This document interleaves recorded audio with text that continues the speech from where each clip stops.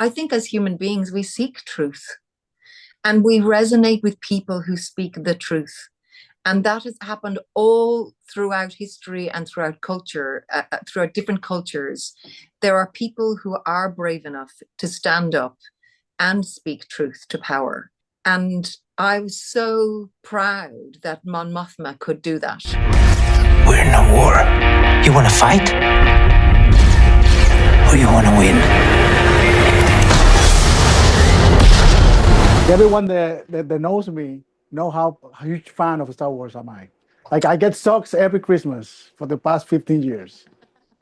The Star Wars it's mostly also famous because action. We have these battles, we have lightsaber, we have shooting. But Mon Mothma, biggest weapon is diplomacy. How do you create that as an actress? How do you create something apart of your whole atmosphere and whole world that's around you?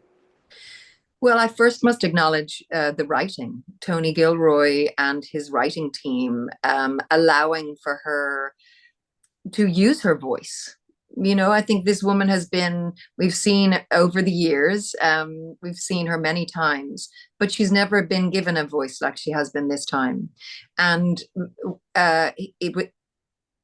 Andor has allowed for a rich dexterity of a woman here, like a brilliant intellectual, someone passionate but complicated, kind of witty but fearful. There was such a three-dimensional world that I could play in, and that is really down to the writing. And Tony's writing is very interesting, or the way they work is because it's not overwritten. Mm-hmm. So it doesn't do all the work for you as an audience. Therefore, I get to fill it in. He allows for the actor to provide light and shade and color and movement. There's so much that they can catch within a look or within a reading of scenes and moments. So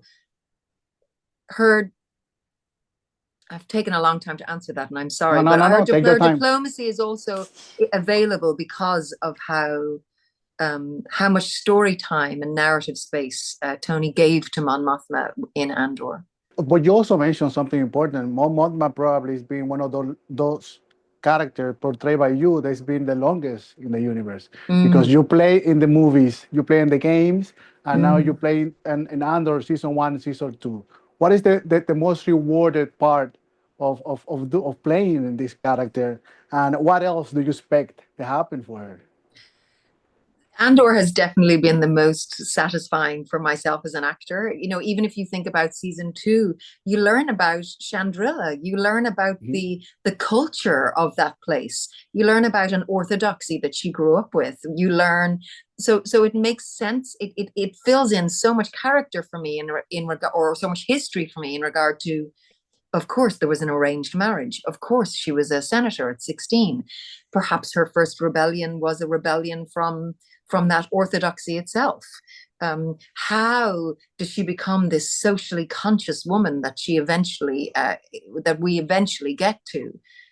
Andor fills in so much that it was deeply satisfying for me to get to play with that version of her.